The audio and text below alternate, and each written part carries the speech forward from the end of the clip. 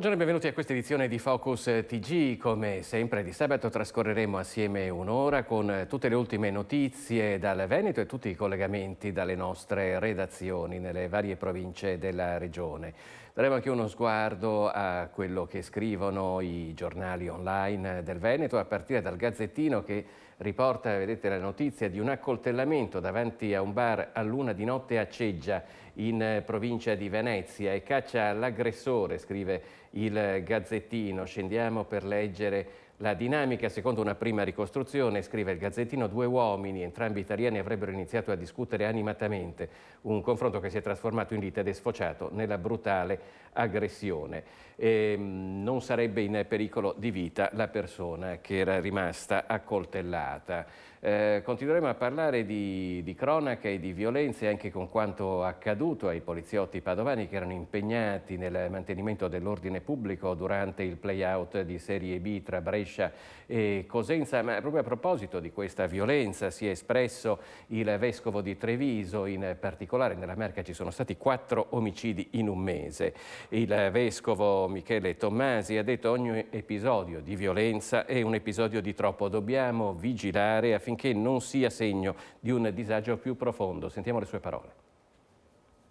Maggio 2023, un mese di violenza senza precedenti nella Marca trevigiana, 4 morti ammazzati, 4 drammi diversi che ancora non ci si riesce a spiegare. Un mese iniziato con la tragedia di Paese, costata la vita a Lino Pestrini e alla moglie Rosanna Trento, freddati nella cucina di casa a colpi di pistola dal fratello di lui, Massimo, ora in carcere con l'accusa di duplice omicidio aggravato. Una settimana dopo, l'11 maggio, lo shock della morte a Varago di Maserata del 17enne Aymen Adda Benameur, studente dell'Istituto Besta di Treviso, ucciso a coltellate da un 18enne, pare per una lite causata da questioni di droga.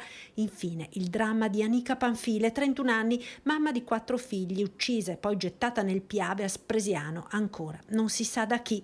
Episodi di cronaca che lasciano sgomenta l'intera comunità, alla quale si appella il vescovo di Treviso. Il pensiero è che siamo sempre nel mistero della condizione umana e tutti dobbiamo vigilare affinché le nostre relazioni siano le più sane, le più autentiche, le più vere possibili.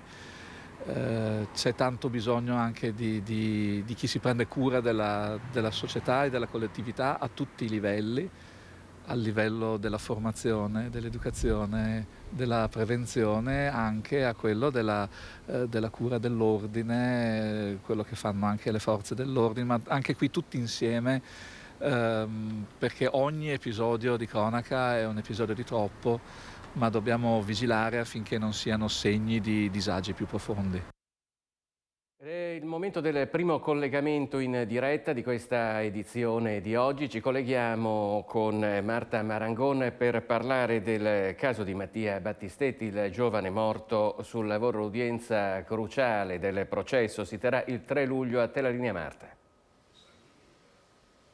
Sì, buongiorno Filippo, a te e ai telespettatori che ci stanno seguendo da casa. Siamo a Treviso in diretta da Villa Margherita, dove, come vedete alle nostre spalle, è stata allestita un'esposizione, una mostra dedicata a Mattia Battistetti. Aveva 23 anni e nell'aprile del 2021 è morto in un tragico incidente sul lavoro, schiacciato da un carico sospeso che si è staccato da una gru. Da allora la famiglia di Mattia, vedete qui al mio fianco la mamma Monica, la sorella Anna, il papà Giuseppe, stanno conducendo una battaglia per chiedere giustizia, una battaglia che ora entra davvero nel vivo, perché tra un mese esatto, il prossimo 3 di luglio, inizierà il dibattimento in tribunale a Treviso e la famiglia lancia, diciamo, un appello a tutte le persone perché possano portare il loro sostegno alla famiglia e soprattutto per Mattia. Certo, grazie del vostro intervento. Fra un mese giusto saremo in aula per il dibattimento e ci saranno 6 imputati. Il giudice nel precedente processo ha appunto indagato queste 6 persone e inizieremo il dibattimento. Sarà un'occasione come le altre in cui chiediamo la vicinanza delle persone, delle famiglie, degli operai. Speriamo e contiamo vivamente, facciamo un appello ai giovani. Mattia era un ragazzo di 23 anni, quindi facciamo un appello che ci siano anche giovani questa volta in aula. Le scuole sono finite, sarà un dibattimento con le porte aperte, quindi si potrà entrare in aula. Aspettiamo numerose le persone sia al sit-in che alla presenza in aula. Per noi è una cosa fondamentale questa, avere il sostegno della gente vicino, insomma. Ecco, quindi l'affetto ve lo stanno dimostrando davvero in tanti. Lei questa mattina ha letto per esempio i messaggi che vi scrivono tante persone che vengono qui a visitare l'esposizione, delle fotografie, delle lettere di Mattia, ma anche altri lavoratori vi hanno scritto. Ha letto la lettera di un lavoratore di Firenze che vi ha espresso la vicinanza. Che sostegno, che forza vi dà tutto questo affetto nei vostri confronti? Ci dà la forza per andare avanti. In primis, io ho sempre detto, la forza come famiglia ce la dà Mattia, è lui che ci manda avanti, lui che credeva veramente nella giustizia, lui che non lasciava perdere niente, perché per lui aveva dei sani principi, validi principi. Le tante persone che ci stanno sostenendo, ormai abbiamo allargato la nostra famiglia, possiamo dire così. L'operaio del quale ho letto la lettera è un operaio di Firenze che quotidianamente quasi ci chiama, ci parla, ci sente. Abbiamo Gabriele Zanella, un carissimo amico che ci sta sostenendo e che ci sta supportando nelle nostre iniziative. La mostra, questo lo devo proprio con tutto il cuore, questa mostra la devo a Mirella. Mirella ha voluto lei questa mostra qui a Villa Margherita, dandoci veramente tutto il suo amore, il suo sostegno, la sua vicinanza, e quindi voglio ringraziarla di cuore anche a nome di mia figlia, di mio marito, e voglio ringraziare la stupenda famiglia di Rete Veneta che ci sta veramente sostenendo e ci sta aiutando. Ecco Filippo, io vi restituirei la linea. Da Villa Margherita è tutto.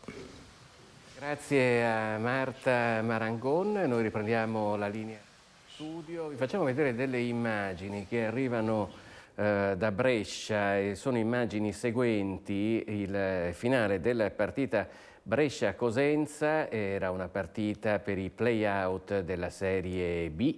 Si giocava quindi, eccole che vedete le immagini che si riferiscono agli scontri che si sono verificati fuori dallo stadio di Brescia, dove era impegnato anche il reparto mobile di polizia di Padova. Il bilancio alla fine è stato di 5 feriti nel reparto mobile della polizia di Padova, con una prognosi che varia tra gli 8 e i 10 giorni a testa, e di 3 feriti, di cui uno molto grave, nel reparto mobile di Milano.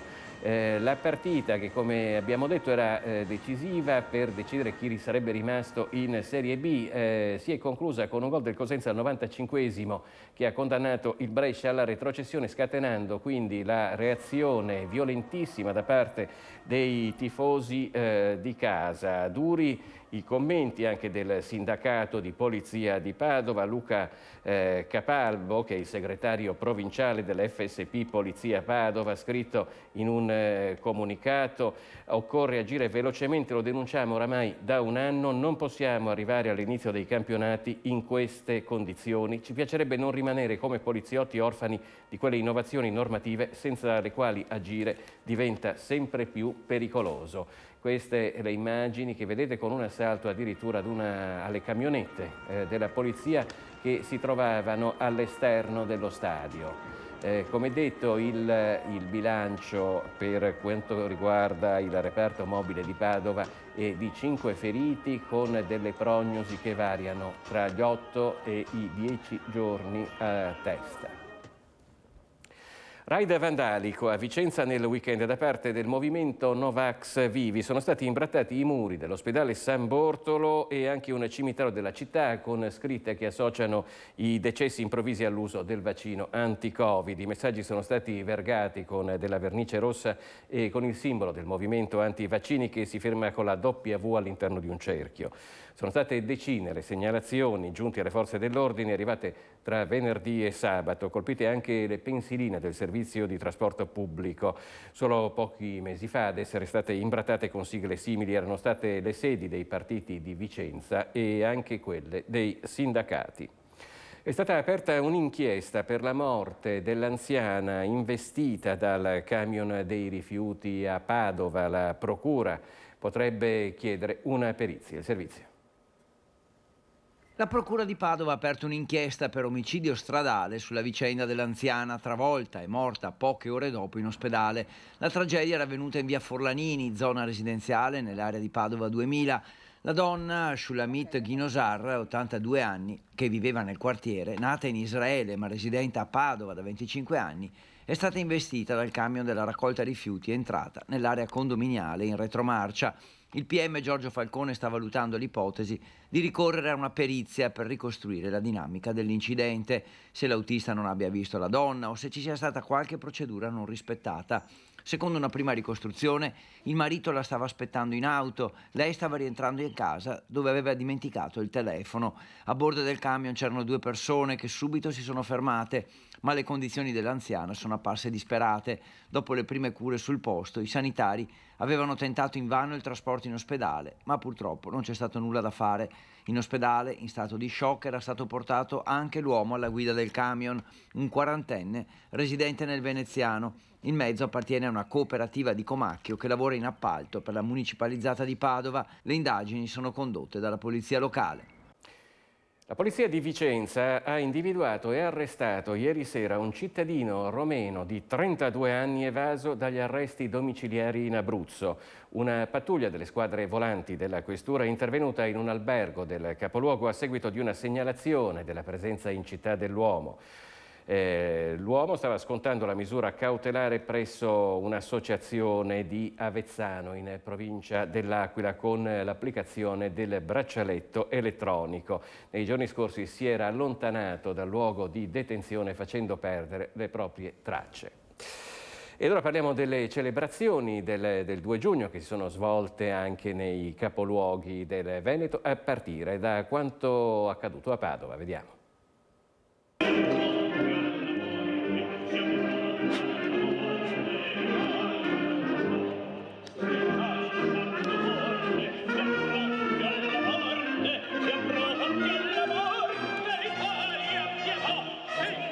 L'Italia siamo noi, l'ho detto, lo ripeto, bisogna occuparsi degli altri, delle piccole cose. Noi siamo stati bravi 77 anni fa, lottando una democrazia. Padova ha festeggiato il 2 giugno con un richiamo al bene comune e al voto attraverso le parole del sindaco Sergio Giordani. La cerimonia si è svolta in Piazza dei Signori e il sindaco ha richiamato l'attenzione sulla democrazia, intesa come sforzo comune per camminare insieme, decidere insieme, sostenersi gli uni con gli altri, guardare al futuro insieme, senza inutili tensioni e litigi. È un momento difficile, aumenta l'inflazione, aumenta i costi, sono tante cose, per cui se stiamo assieme uniti, risolviamo pensando agli altri, chi ha più bisogno, chi è più fragile.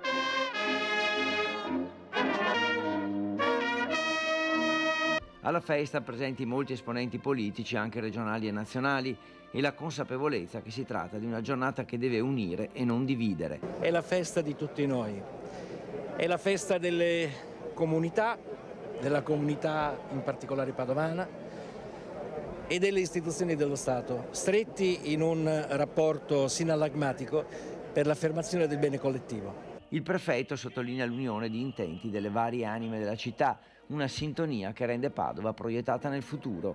Una squadra, una rete che vuole affrontare i problemi della città e della provincia e devo riconoscere che in questi 2 anni il rapporto con le istituzioni locali è stato straordinario. E dopo la cerimonia sono state consegnate le onorificenze al merito della Repubblica Italiana e le medaglie d'onore ai cittadini internati nei lager nazisti. Tra i nuovi cavalieri l'ex assessore Fabio Verlato e l'ex presidente della provincia di Padova Fabio Bui.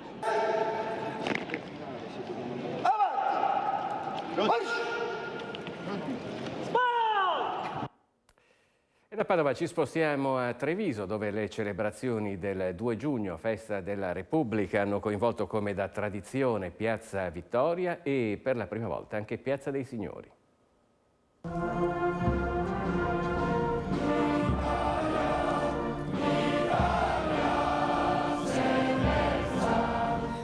Bandiera e l'inno di Mameli in Piazza Vittoria si aprono le celebrazioni del 2 giugno. Di fronte allo schieramento di autorità civili, militari e religiose, la città di Treviso festeggia il 77° anniversario dalla fondazione della Repubblica Italiana.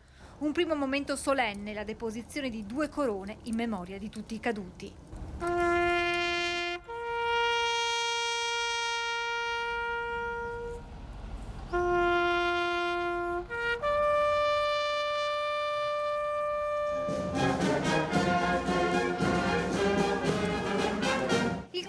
Con la banda in testa si sposta poi in Piazza dei Signori per un altro momento ricco d'emozione. Come emozionante è stato vedere questo signore classe 1930, artigliere, percorrere a piedi tutto il tragitto per poi rendere onore alle forze armate durante la parata.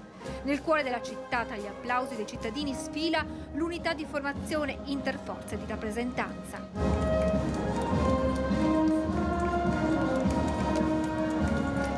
Esercito, Aeronautica, Carabinieri, Guardia di Finanza, Polizia di Stato, Vigili del Fuoco, Polizia Locale, Polizia Penitenziaria e Croce Rossa di fronte alle autorità e al prefetto Angelo Sidoti che passa in rassegna lo schieramento. Quest'anno si sono volute portare anche nel cuore della città le celebrazioni del 2 giugno. Si è voluto più intenso e raccolto e per questo da tenersi nel cuore della città, in questa Piazza dei Signori, ricca di storia e di memoria, luogo simbolo di questa bellissima città.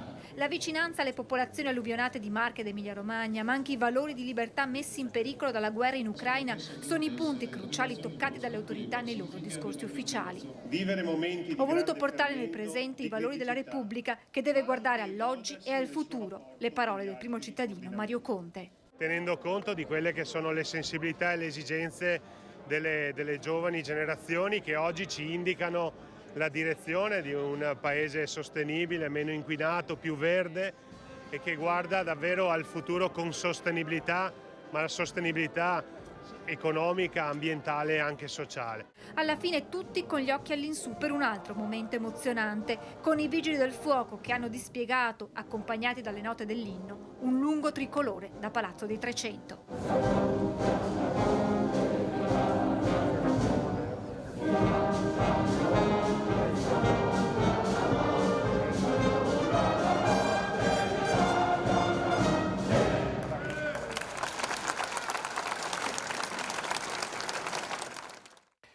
Allora, con le immagini delle celebrazioni sia da Padova che da Treviso chiudiamo la pagina per la festa del 2 giugno e torniamo a parlare di cronaca. Ci spostiamo in provincia di Vicenza, dove degli escursionisti sono stati salvati dai Vigili del Fuoco. Requaro Terme. Provvidenziale l'intensa attività dell'elicottero Drago 153 dei Vigili del Fuoco che ieri ha portato in salvo 4 escursionisti in panne in 2 diverse località. I violenti temporali scatenati sul Monte Carega nel pomeriggio hanno sorpreso 2 25enni di Illasi che stavano percorrendo la via ferrata di Vaio Oscuro. Dopo essersi riparati, i 2 giovani hanno lanciato l'allarme. L'elicottero li ha recuperati col verricello e li ha affidati alla squadra di Schio che ha coordinato l'intervento. Nella stessa zona, sulla stessa ferrata, l'elicottero è poi tornato per recuperare un uomo e una donna di 40 e 33 anni, entrambi di Padova. In 2 investiti dalle scariche di detriti per le pessime condizioni meteo avevano segnalato il pericolo per la propria incolumità. Sul posto anche squadre del soccorso alpino che con quelle dei pompieri hanno accolto i malcapitati al rifugio Piccoli Dolomiti alla Guardia. E invece a Jesolo, in provincia di Venezia, si è verificato un grave incidente sull'arenile di Piazza Brescia. Un ragazzo di 17 anni di Castelfranco si è tuffato dal pontile ed ha battuto la testa. Trasportato con l'elicottero in un centro specializzato, ora rischia la paralisi. Una spensierata giornata al mare in compagnia che si è trasformata in dramma per un ragazzo di 17 anni residente a Castelfranco Veneto di origine marocchina. Poco dopo le 16 il giovane, nonostante i divieti, si è tuffato da un pontile. L'acqua non superava i 50 centimetri ed il ragazzo ha battuto violentemente il capo sulla sabbia del fondale.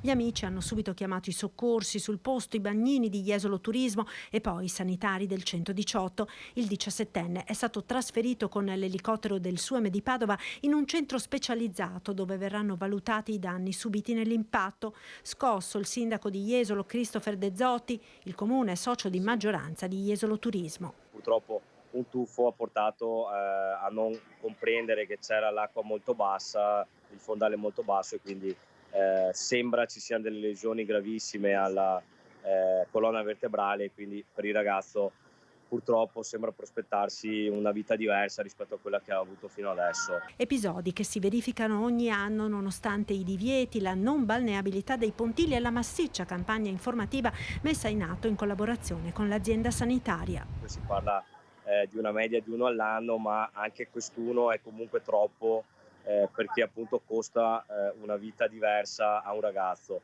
Noi cerchiamo nella maniera più incisiva possibile di comunicare, è partita da qualche settimana anche per quest'anno la campagna comunicativa dell'ASL appunto nei confronti soprattutto dei più giovani, perché spesso le persone che occorrono in questi incidenti sono giovanissimi, come in questo caso di 17 anni, però probabilmente dovremmo cercare di fare ancora di più, magari cercando di andare a trovare direttamente i ragazzi sui social, magari su TikTok, nei canali che loro maggiormente utilizzano, per far capire che non è una questione di divertimento o di tagliare un'occasione di divertimento, ma è proprio una questione di salute. Una campagna informativa sui canali social utilizzati dai giovani che dovrà partire quanto prima, visto il già grande numero di turisti e pendolari sul litorale. Oggi, primo giorno del ponte del 2 giugno, è ufficialmente iniziata la stagione estiva e, complice il bel tempo, è stata una giornata di grande afflusso sulla spiaggia di Jesolo e su tutta la costa veneziana, con lunghe code fin dal mattino, soprattutto lungo la Treviso Mare e la Jesolana. Ultima pagina, ci spostiamo nel Bassanese per parlare di campagne di irrigazione. Bene le piogge dei giorni scorsi, ma l'acqua non basta, le risorgive sono ancora troppo basse. Per fortuna nelle scorse settimane è piovuto, altrimenti non saremmo riusciti a ripartire con l'irrigazione. In vista dell'ormai prossima stagione estiva ci si sta preparando all'irrigazione delle campagne, confidando nelle piogge che hanno interessato il nostro territorio dopo mesi di siccità. L'obiettivo è quello di salvare, tutelare e proteggere le colture dalla siccità e ottimizzare la distribuzione della risorsa idrica nei campi in epoca di mutamenti climatici. Al proposito, resta sul piatto l'annosa questione dei bacini di raccolta idrica a monte e l'appello da parte dei consorzi alla politica. È aumentato la capienza del bacino del Collo, che è quasi ai massimi. Purtroppo le risorgive non si sono alzate e sono ancora in criticità. Cosa servirebbe ancora? Beh, è brutto dirlo perché abbiamo visto cosa è successo in Emilia-Romagna, ma servirebbe un'altra settimana di piogge come c'è stata qualche settimana fa per riuscire a recuperare l'acqua di falda che purtroppo è ancora bassa. Lei ha parlato della diga del Corlo, si è mosso qualcosa? Se ne sta parlando da tanto tempo, speriamo che ci sia la giusta sensibilità politica e di portare a termine i progetti che stiamo mettendo sul campo. Comunque ancora niente di concreto? No, di concreto non c'è niente, stiamo proseguendo con la progettazione e speriamo di arrivare a buon punto con la progettazione per poter un domani partecipare a dei finanziamenti pubblici importanti. E continuiamo a parlare di queste tematiche, ma parliamo proprio di rischio idraulico. Ci spostiamo a Marano Vicentino, dove è in collegamento in diretta per noi Daniele Garbin con Simone Squarcina. A te la linea, Daniele. Sì, buongiorno, grazie della linea. Ci troviamo a Marano Vicentino, siamo in compagnia del sindaco Marco Guzzonato. Sì, salve, buongiorno a tutti. Ecco, siamo qui per un problema improvviso, insomma parliamo di rischio idraulico per un episodio che avete scoperto in comune, insomma vi sta sconvolgendo tutti i piani, i programmi. Cosa è successo, Sindaco? Ma si tratta di una tombinatura di un corso d'acqua che attraversa il centro del paese, il centro di Marano Vicentino, e questa tombinatura di diverse epoche, diciamo a partire dagli anni 50, presenta diversi punti che sono gravemente ammalorati e quindi fragili dal punto di vista statico. Abbiamo visto già il centro che è stato transennato, avete cambiato la circolazione, insomma avete modificato, siamo proprio nella zona del municipio di fronte alla chiesa, per cui una zona anche simbolicamente importante. Quali sono i primi interventi che avete realizzato? Sì, in questo momento abbiamo delimitato le aree critiche, le aree appunto segnate in rosso sulla perizia, quelle che hanno dei problemi nel momento in cui vengono sollecitate con dei carichi eccessivi, quindi per esempio il transito di una corriera. Ci sono anche dei palazzi, dicevamo attività commerciali e residenziali, quante sono coinvolte e in che modo? Sì, ci sono un paio di attività commerciali e una decina di privati coinvolti perché proprietari di edifici. A questi che quindi hanno il loro edificio costruito sopra la tombinatura abbiamo dato tutte le informazioni e comunicazioni, e sono già oggetto di un'ordinanza perché in via precauzionale nel momento in cui abbiamo attivato la perizia, l'esecuzione di queste valutazioni, abbiamo anche preventivamente fatto sgomberare questi edifici e adesso chiameremo tutti i privati ad intervenire per risolvere i fattori di rischio, che sono fattori di rischio che riguardano la pubblica incolumità, perché si tratta di edifici prospicienti a strade, a percorsi pedonali, eccetera. Ecco, si tratta di un'opera importante che coinvolge anche il pubblico. Avete fatto un'assemblea pubblica, come hanno reagito i vostri concittadini? Chiaramente qua si tratta di comprendere che c'è una priorità che è quella della sicurezza pubblica, della sicurezza di tutte e di tutti che frequentiamo i luoghi pubblici e della sicurezza anche dal punto di vista idraulico, perché questa tombinatura che purtroppo è ammalorata in diversi punti ha delle problematiche tali per cui ci potrebbero essere appunto con dei carichi puntuali ci potrebbero essere dei cedimenti e questi darebbero vita, oltre a un problema di sicurezza per fisica delle persone, potrebbero dare dei problemi dal punto di vista idraulico, perché il Rio delle Pietre ha una funzione idraulica molto importante, è un torrente che funziona poche volte, ma quando funziona si carica molto di acque appunto dai territori a monte e quindi ha una funzione importante che non possiamo permetterci di ostruire senza problemi gravi. Insomma. Ecco, abbiamo capito che è un problema molto grave, sicuramente torneremo qui proprio per vedere com'è lo stato di avanzamento dei lavori, per cui a primo momento vi auguriamo buon lavoro. Grazie, grazie. Ecco, e chiaramente anche i cittadini le cittadine sanno di dover affrontare un periodo con dei disagi per queste limitazioni in centro, ma la motivazione è quella di affrontare e risolvere un problema di sicurezza e di salute pubblica. Bene, con questo allora restituisco la linea allo studio. Grazie a Daniele Garbini, al sindaco di Marano Vicentino. Ora parliamo delle casse di espansione del Piave sulle Grave di Ciano di Crocetta del Montello. Le sindache di Crocetta e Ponte di Piave sono su posizioni opposte circa la necessità di costruire l'opera di contenimento delle piene del fiume.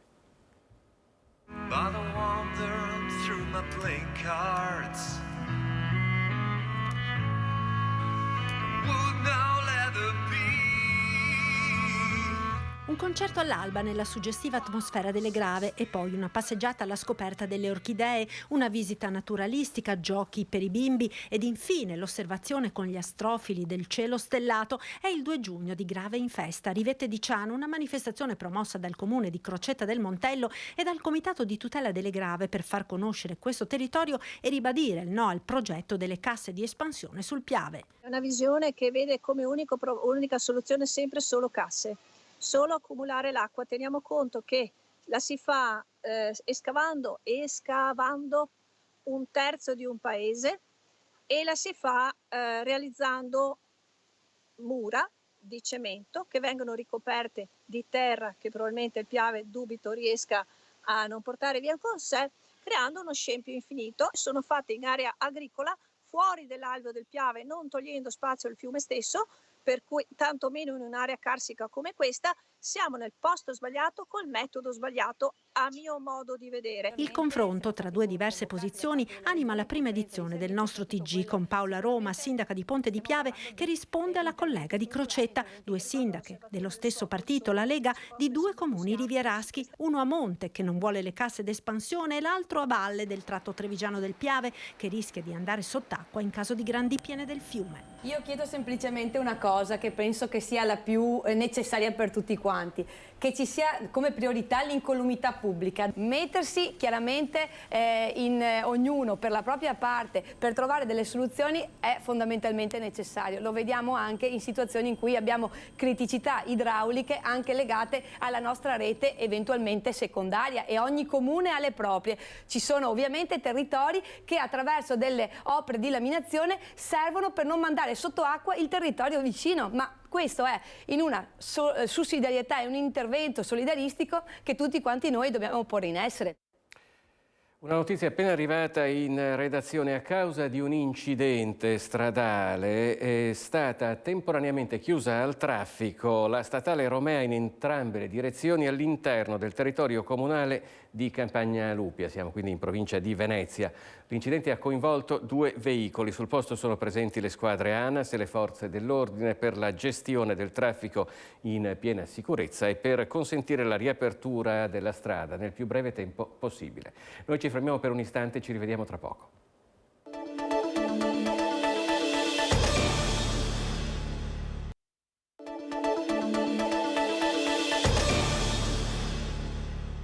Eccoci nuovamente in diretta con Focus TG. Adesso ci spostiamo in provincia di Vicenza per parlare dell'autostrada Valdastico, che potrebbe non vedere realizzato lo svincolo di Rovereto. Il presidente della provincia di Vicenza Nardin auspica almeno di vedere realizzata al più presto l'uscita Trento Sud. No allo sbocco a Rovereto dell'autostrada A31 Valdastico, che attualmente termina a Piovene Rocchette. Il parere contrario è stato recentemente espresso da 2 enti istituzionali trentini, il Consiglio delle Autonomie, da dove sono arrivati 27 voti contrari e 2 astensioni dai comuni, e dalla Commissione Territorio del Consiglio provinciale. Una doccia fredda che allunga ancora i tempi per la realizzazione dello sbocco verso il Brennero dei mezzi pesanti che, secondo il partito autonomista trentino, potrebbero preferire ancora la statale Valsugana come sbocco a Trento. L'alternativa verso il nord Europa della Valdastico, secondo alcuni studi dei flussi di traffico, sottrarrebbero solo il 15% dei TIR, troppo poco per i comuni interessati. Una chiusura verso l'ipotesi di una uscita a Rovereto della Valdastico, che però non escluderebbe anche l'uscita a Trento Sud, un obiettivo su cui convengono pareri favorevoli delle categorie economiche e politiche vicentine, e non solo. Un diniego per l'uscita a Rovereto che viene dalla provincia di Trento, che in qualche modo va nella direzione di considerare questa soluzione non come la soluzione più efficace, quello che in qualche modo sostiene anche il territorio vicentino, che vede invece in una uscita più a nord la vera e reale soluzione dal punto di vista viabilistico, portando i flussi di traffico ad avere una via privilegiata verso quello che è l'Europa, in qualche modo portare un sollievo al tessuto economico e sociale della provincia di Vicenza. Nuove zone a traffico limitato e nuovi parcheggi sono invece alcuni dei punti principali ai quali lavorerà la nuova giunta di Treviso, guidata dal rieletto sindaco Mario Conte. Partiremo subito con dei progetti legati all'incrementare il numero di stalli, partiremo con delle opere fondamentali per migliorare la viabilità. Arriverà la nuova flotta dei mezzi pubblici che ci consentirà la rivoluzione del trasporto pubblico, e l'obiettivo concreto è quello di incrementare di una bella percentuale le aree ZTL della nostra città. Pedonalizzazione e incremento dei servizi, 2 fronti che per il sindaco Mario Conte devono andare avanti di pari passo. Meno traffico, meno inquinamento, più pedoni e biciclette sono gli obiettivi che l'amministrazione intende portare avanti nei prossimi anni, a partire da Piazza Duomo. La prossima prossima settimana ci sarà una riunione con Comune, Curia e famiglia Benetton. Perché l'obiettivo è quello di togliere macchine e possibilmente allungare l'area pedonale, che invece che cominciare da Calmaggiore può cominciare proprio da Piazza Duomo. Mi viene in mente anche Via Roggia, che è un'altra che metteremo in campo fin da subito, e stiamo studiando degli altri quadranti di città che sono meramente residenziali e che quindi la circolazione delle autovetture non ha davvero senso. La pedonalizzazione deve essere un'opportunità, aggiunge il primo cittadino, non una penitenza. Non possiamo esclusivamente togliere parcheggi, dobbiamo creare delle nuove aree parcheggio per poi poter andare a rivedere quelle vie e quelle piazze e quelle aree che oggi si prestano certamente alla pedonalizzazione. Aumenteranno le rastrelliere e le aree posteggi videosorvegliate per le bici, mentre per le auto si studiano le zone di parcheggio, da via Dandolo alla zona dello stadio al Park Vittoria. Ci saranno già i primi incontri tecnici. Allora ci spostiamo a Bassano del Grappa, ci colleghiamo con Alex Giuliano che in compagnia di Renzo Rigone per la parte tecnica per le ultime novità sulla raccolta firme per salvare l'ISAC di Bassano del Grappa. A te la linea, Alex. Un buongiorno allo studio, un buongiorno ai nostri telespettatori. Siamo nel cuore di Bassano del Grappa, oggi è giornata di mercato e anche oggi prosegue l'impegno dei sindacati CGIL, CISL e UIL per quello che riguarda la volontà di salvare le case di riposo ISAC di Bassano. Salvarle da che cosa? È una battaglia che i sindacati stanno portando avanti da tempo, salvare dal tentativo di privatizzazione dell'ente, ma anche andare a lavorare in maniera importante per migliorare le condizioni di lavoro, per migliorare i servizi e le strutture. Noi siamo proprio in compagnia dei 3 rappresentanti delle sigle sindacali CGIL, CISL e UIL. Iniziamo subito con un dato, perché voi avete promosso una raccolta firme che ha già toccato quasi quota 2000. Sì, questa è già la quinta mattinata che siamo qui al mercato di Bassano per raccogliere le firme e diciamo che siamo anche a buon punto perché la gente vede che risponde bene, si interessa e il fatto anche che abbiamo, anche grazie a voi, abbiamo cercato di informare i cittadini bassanesi di questa problematica che li riguarda anche di persona e abbiamo avuto un'ottima risposta, direi. Noi continueremo comunque anche presso le nostre sedi la raccolta e speriamo di raggiungere dei buoni risultati, insomma. Risultati e impegno che continuano e continueranno giustamente nel vostro percorso di non solo raccolta firme ma anche di sensibilizzazione. È indiscutibile che noi continueremo questa battaglia, questa manifestazione, raccogliere le firme, manifestare la nostra contrarietà su quello che sta succedendo nelle nostre case di riposo per fare in modo che finalmente si riesca a modificare determinate condizioni per portare che la problematica vada in una casistica più aderente possibile alle necessità dei nostri pensionati, dei nostri anziani, delle persone più fragili, quelle che Papa Francesco dice gli scarti dell'umanità, che noi cerchiamo di tutelare per far sì che queste persone abbiano la possibilità di accedere a questi servizi e non doversi pagare tutto e semmai gravare enormemente anche sui bilanci familiari. Ecco, il problema è anche da parte vostra, insomma, contrastare questo tentativo di, chiamiamola, privatizzazione della struttura. In che modo? Una privatizzazione che voi cercate di contrastare come?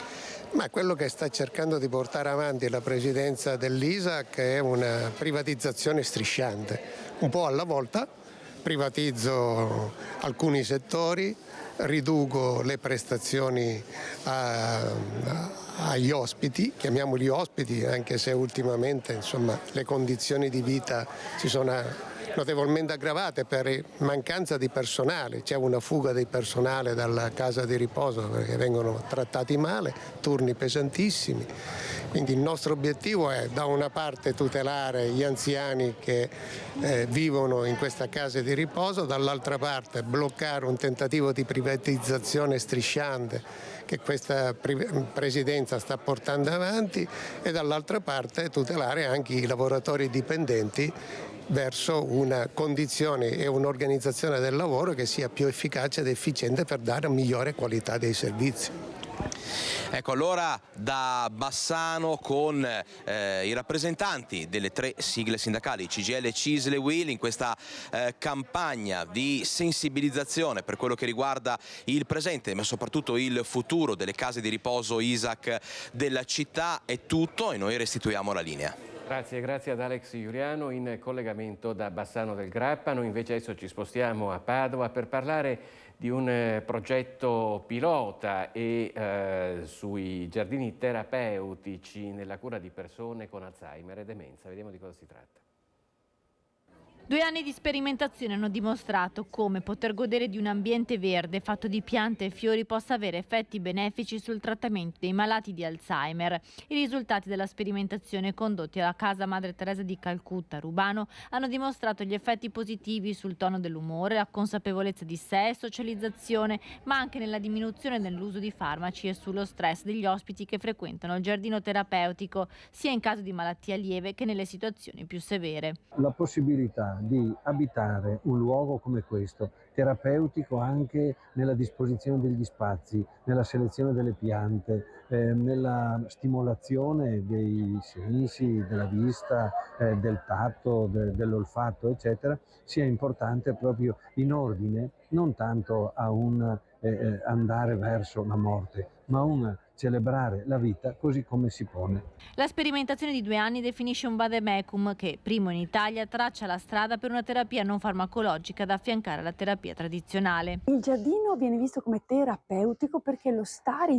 nel giardino stesso ha una funzione di riduzione dei sintomi e quindi è come se fosse la medicina sostitutiva. Tu non devi prendere la pillola, ma in questo caso stare in giardino diventa la tua dose, ecco, di benessere, che ti porta a stare bene, a ridurre una serie di comportamenti legati al tono dell'umore, all'agitazione, che non sono solo curabili, tra virgolette, o controllabili con la farmacologia, ma il fatto di essere esposti in un contesto naturale. I dati sono stati diffusi in un convegno Curarsi con il Verde, che spera di definire a livello nazionale un orientamento per gli operatori del settore. Nel futuro spero che rappresenti una vera e propria terapia, cioè che ci metta nelle condizioni di acquisire quelle informazioni sufficienti a permetterci di utilizzarlo nel modo più efficace possibile, in modo tale anche da ridurre la terapia farmacologica allo stretto necessario. Questo è l'auspicio e l'augurio per il futuro. Quello che adesso è un elemento fondamentale di vita, soprattutto per gli ospiti, ma anche per chi se ne prende cura. L'opera della Provvidenza Sant'Antonio di Rubano, della diocesi di Padova, da più di 30 anni lavora nell'accoglienza e cura delle persone con grave disabilità intellettiva. Nel 2005 ha aperto le proprie porte anche del centro polifunzionale per i malati di Alzheimer e le loro famiglie. Allora, noi rimaniamo a Padova e ci colleghiamo subito in diretta con Federico Fusetti, che assieme a Cristian Rocchi Agliende si trova a Palazzo Moroni, quindi nella sede del Comune di Padova, per le ultime novità sulla linea SIR 2 del tram, quella che collegherà Vigonza a Rubano. Vedo anche in compagnia dell'assessore Ragona. A te la linea, Federico. Sì, grazie Filippo, buongiorno a te, buongiorno ai telespettatori. Dici bene, sono con l'assessore Andrea Ragona, mi sono scritto sul telefonino qualche dato, quindi non è che guardi per guardare i messaggini, guardo perché c'è un 80 milioni qua che ho scritto a caratteri cubitali e come tu hai detto, insomma, il tram, linea 1 è quella che c'è già, linea 2 è quella che è stata progettata e che collegherà la parte est con quella ovest, Vigonza con Rubano, e la linea 3 che è quella che collegherà Volta Barozzo con la stazione. Stiamo parlando della linea 2 e insomma la notizia, ed è grossa, è che proprio in questi giorni il Ministero ha stanziato altri 80 milioni di euro. È una cifra che servirà a che cosa, Assessore? È una cifra che servirà a realizzare l'opera al meglio. Negli ultimi anni abbiamo avuto, negli ultimi 2 anni, importanti aumenti di prezzi, per cui noi stavamo progettando la linea cercando di stringere la cinghia, recuperando fondi da una parte e dall'altra. Per l'aumento dei costi che c'è stato in tutto il panorama, diciamo, delle costruzioni. Esattamente, questo aumento dei costi che sta mettendo in generale in difficoltà il PNRR. Abbiamo quindi aperto un'interlocuzione col Ministero, siamo stati inseriti nel fondo opere indifferibili e di qualche giorno fa c'è questa notizia di questi 80 milioni che credo siano la migliore risposta a chi polemizza sull'opera. E quindi questi soldi serviranno anche a coprire in pratica interamente il SIR 2 come anche il SIR 3, anche quello è coperto interamente, quindi i costi sono già coperti dai fondi stanziati. Sì, siamo completamente coperti, oltre $500 milioni per la mobilità sostenibile, che porteranno tra l'altro ovviamente un indotto, una ricchezza alla città di Padova. Pensiamo che tutta la provincia di Verona ha la metà dei nostri fondi solo sul tram di PNRR, quindi guardiamo avanti, guardiamo i prossimi anni con un'opera, questa e tante altre più piccole, che cambieranno la città in meglio, rendendola più sostenibile e facendola crescere in tutti i sensi. Un messaggio ai cittadini su questo? Ci sarà sicuramente qualche disagio, questo non lo possiamo nascondere, ma d'altronde quando si cambia una città, quando ci sono dei cantieri, qualche disagio c'è. Chiediamo di sopportare, perché poi una volta conclusa l'opera la qualità della vita sarà sicuramente migliore. E Filippo, così a conclusione anche una dichiarazione del sindaco che era presente, insomma particolarmente arrabbiato, ha detto basta bugie sul tram, evidentemente circolano notizie che non sono vere, quindi ha proprio manifestato l'intenzione nel caso anche di adire le vie legali se continuerà quest'opera di critica legata a bugie più che a verità, e insomma quindi ha difeso direttamente l'assessore Ragone. Sì, noi siamo aperti al confronto. Da una parte speriamo che chi è contrario all'opera oggi dia un contributo, perché l'opera si farà, è stata anche appunto riconosciuta dal governo con questo ulteriore finanziamento, e siamo disposti a critiche per migliorare l'opera.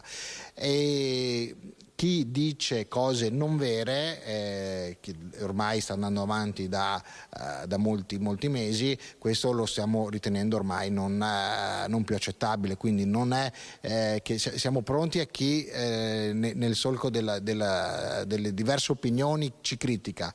Chi dice cose non vere, su questo invece stiamo prendendo una riflessione. E cambierete atteggiamento probabilmente. Grazie all'assessore Andrea Ragona, buon lavoro naturalmente, e con questa buona notizia da Padova ti restituisco la linea, Filippo. Grazie a Federico Fusetti. In collegamento da Palazzo Moroni con Cristian Rocchi Agliende e l'assessore Andrea Ragona. Noi invece ci spostiamo a Chiampo, in provincia di Vicenza, perché c'è stato l'insediamento ufficiale del nuovo sindaco Filippo Negro.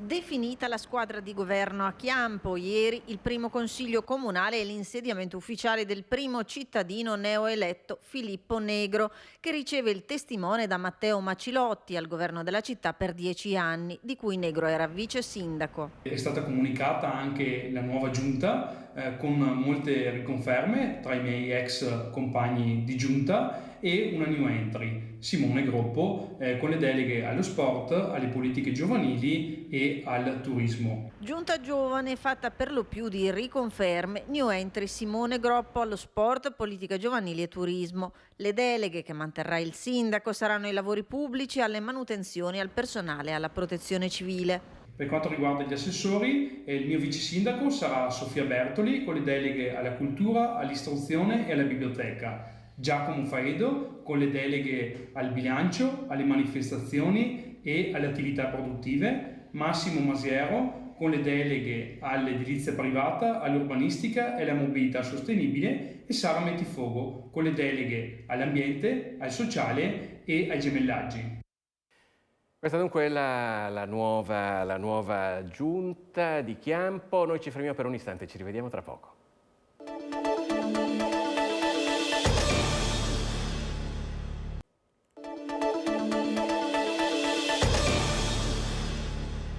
Bentrovati con Focus TG, sempre in diretta. Noi adesso ci spostiamo a Venezia perché si preannuncia un grande spettacolo, quello di oggi in Bacino San Marco, con la 68esima edizione del Palio delle Antiche Repubbliche Marinare. Abbiamo in collegamento telefonico il nostro Lorenzo Maier. Buongiorno Lorenzo. Buongiorno Filippo, a te e ai nostri telespettatori. Sì, come dicevi giustamente da studio, oggi è davvero una grande giornata perché Venezia, che ha vinto qui nel 2019, torna sullo stesso percorso ad ospitare il Palio delle Antiche Repubbliche Marinare, cercando ovviamente di fare il bis. Queste sono le speranze e le aspettative, ma al di là dell'aspetto puramente sportivo agonistico, che comunque c'è, perché il Galeone, lo ricordiamo, è da 4 mesi che si prepara a questa sfida, così come gli altri equipaggi, quindi c'è una grande attesa. C'è anche l'aspetto della tradizione che ieri ha visto il corteo storico dei figuranti sfilare in modo sfarzoso fino alla porta dell'Arsenale, dove peraltro ieri si è disputata un po' l'anteprima di questo palio, una novità che solo da poche edizioni è presente, la regata sempre su galeoni di equipaggi interamente femminili. Regata che in questo caso è stata vinta da Amalfi,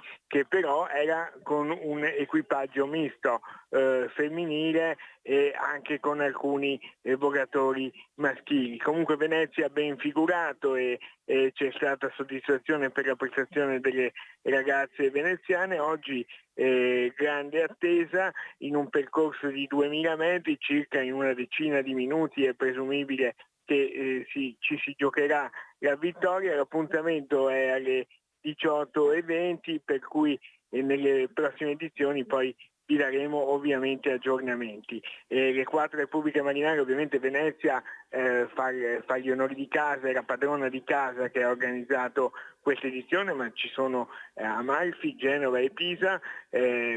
La città di Pisa e di Amalfi è anche rappresentata dai primi cittadini, mentre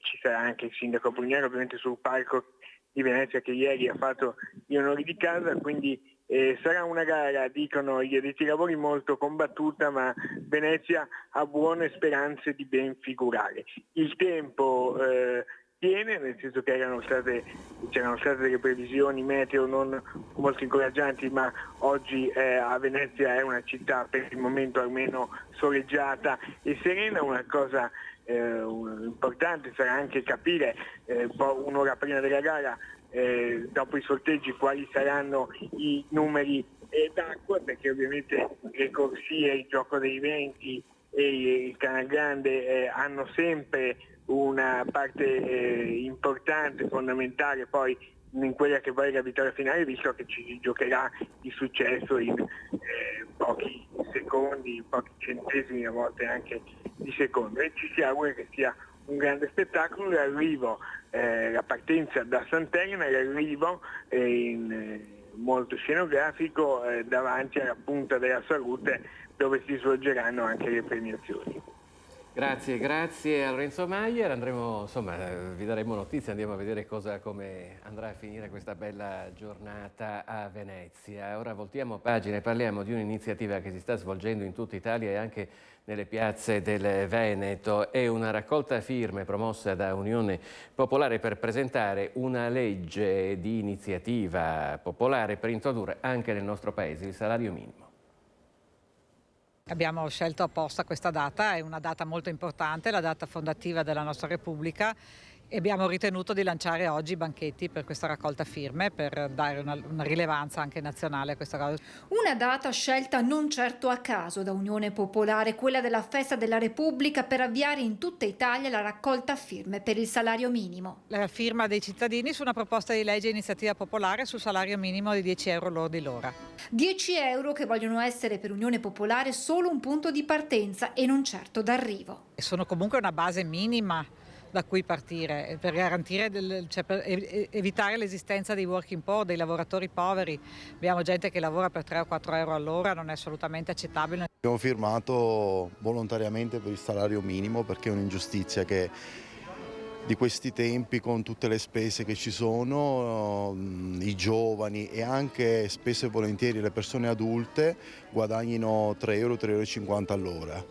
È giusto che quantomeno ci sia un salario minimo, anche 10 euro, anche di più, e che la finiscano a fare contratti precari. Un costo della vita che aumenta, ma di pari passo non crescono i salari e così molti lavoratori, spiegano dal movimento, si trovano in difficoltà a pagare le spese mediche o le utenze domestiche. Non è possibile che un lavoratore debba vivere nell'angoscia di rompere gli occhiali, ma anche le bollette, anche le rate del mutuo, anche l'affitto stesso. Abbiamo un aumento spaventoso di morosità incolpevoli, ma la gente non ce la fa. Se devi lavorare a 3 o 4 euro all'ora non puoi farcela, far fronte a tutto. Non parliamo poi di farsi una famiglia, si parla tanto di denatalità, ma questi figli hanno l'abitudine di mangiare 2 volte al giorno.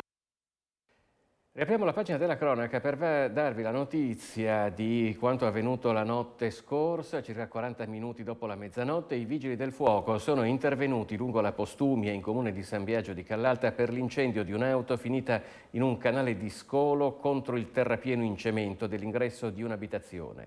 Ferite le 2 persone a bordo, aiutate a uscire dall'auto da un automobilista di passaggio. I vigili del fuoco, arrivati da Treviso, hanno spento le fiamme, mentre i feriti sono stati presi in cura dal personale sanitario del SUEM e trasferiti in ospedale.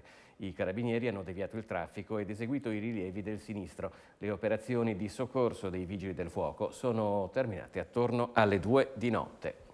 Ed ora ci spostiamo a Cartigliano per parlare di Olimpiadi della terza età.